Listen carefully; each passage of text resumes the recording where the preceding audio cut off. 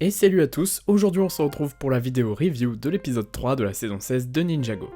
Avant ça, j'aimerais parler d'une chose qui apparaît souvent dans mes commentaires et que j'ai déjà répété plusieurs fois. En effet, beaucoup me disent des choses du genre « Attention, ce n'est pas la saison 16, c'est en réalité la 15 ». Alors je sais, l'épisode spécial The Island n'était pas une saison, et au départ, beaucoup de personnes pensaient que c'était le cas, ce qui a créé beaucoup de confusion chez les fans. Mais la majorité du public et des youtubeurs Ninjago se sont accordés à dire que Crystal IZ était la saison 16, même si c'est pas forcément le cas pour les chaînes télé par exemple.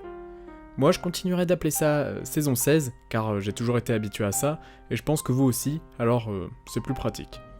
Bref, passons au synopsis de l'épisode 3. Jay et les autres ninjas sont toujours attristés par la disparition de leur ami et traquent la prochaine livraison de Vengestone de Miss Dynamite. Après que leur bataille ait été interrompue par les nouveaux ninjas, Nya avertit l'équipe qu'elle ne peut revenir que si elle abandonne ses pouvoirs élémentaires. L'épisode commence dans le hangar des ninjas.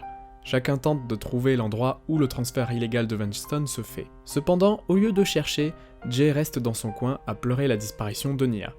Cela ne plaît pas à Kai qui pense que Jay est inutile. Une dispute éclate alors entre les deux ninjas, mais Lloyd parvient à les séparer. C'est alors que Jay trouve une idée.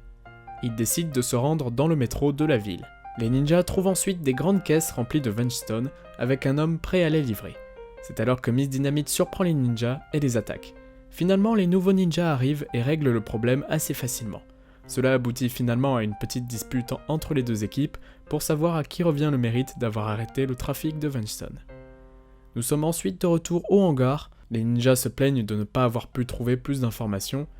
Kai renverse ensuite un des verres d'eau de Jay qui contenait d'après ses dires Nya.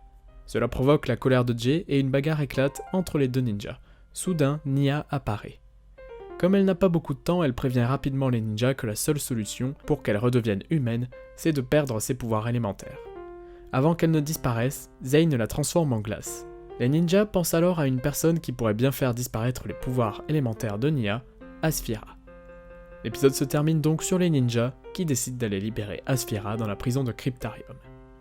Globalement, j'ai aussi bien aimé cet épisode, là on voit réellement à quel point les ninjas sont tendus face à la situation, notamment avec la dispute entre Jay et Kai.